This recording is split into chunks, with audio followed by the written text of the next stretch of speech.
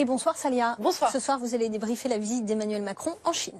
Oui, il y est encore. Il revient demain. Une visite de 3 jours qui ressemblait au début à une visite touristique pour monsieur et madame, suivie par la presse. Visite du site de l'armée de terre cuite à Xi'an. Découverte de la cité interdite à Pékin. Restez comme ça, restez comme ça. Restez là, restez là, restez là.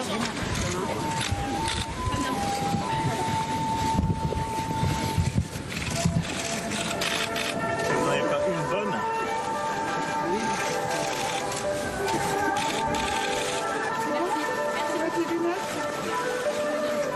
Allez. Visite d'un temple main dans la main et dans la rue quand ils ne sont plus main dans la main et que Brigitte Macron discute un peu trop avec un journaliste de Paris Match. Le président a un œil sur elle. Il parle l'air de rien. Et hop, viens là par là, toi que je te rattrape discrètement. Et la proximité à laquelle nous avions pu parfois nous habituer, je pense, n'était bonne ni pour le pouvoir politique, ni pour l'exercice du métier de journaliste. On a aussi retenu 7 rencontres avec un imam.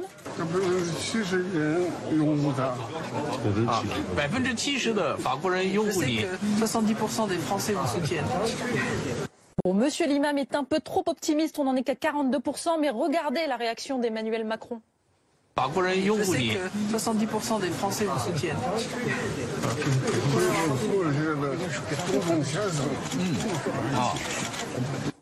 Il ne le contredit pas. Hein. Voilà Emmanuel Macron qui a fait du tourisme, mais il a aussi et surtout parlé économie. Évidemment, et il sait à qui il s'adresse, hein, Emmanuel Macron.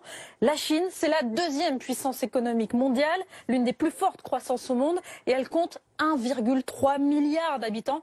Donc vous voyez le marché que ça représente. Du coup, Emmanuel Macron, il a tout donné. Hein. Il est venu avec 5 ministres sur place et une bonne cinquantaine de chefs d'entreprise français.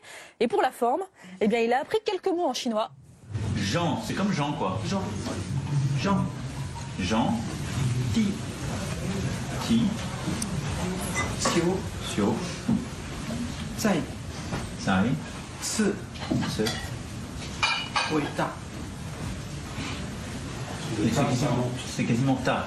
Ta. Ça descend. Ça descend. Ouais. Alors, où est-ce que je respire là-dedans? Jean Tizio. Zai Tzu Wei Ta. Jean Tizio. Zai Tzu. Weita. Presque. Comme eux, il a bien incliné la tête pour dire merci. Merci à vous. Merci à vous. Il incline bien la tête. Merci beaucoup. Merci à vous. Merci, messieurs, dames. Il leur a souhaité une bonne année du chien. Bonne année à vous, c'est l'année du chien qui s'ouvre. Elle est pleine d'espoir pour la Chine, pour la France et pour l'amitié franco-chinoise. Voilà.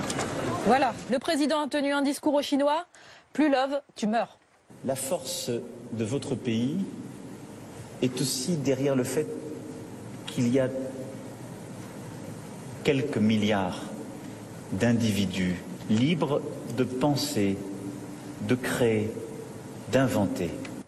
Eh bien, nous, on aurait enlevé le mot penser dans la phrase. Mais pourquoi dit-il ça, Emmanuel Macron? Je souhaite que nous travaillions ensemble, renforcer nos coopérations, développer ensemble, mener ensemble, définir ensemble, et nous marchons ensemble.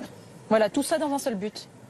Je suis donc venu dire à la Chine ma détermination à faire entrer le partenariat euro-chinois dans le XXIe siècle.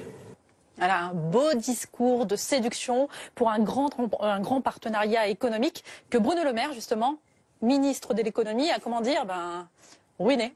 Il a ruiné ça en 2 secondes en utilisant le mot pillage pour parler de certains investissements chinois en France.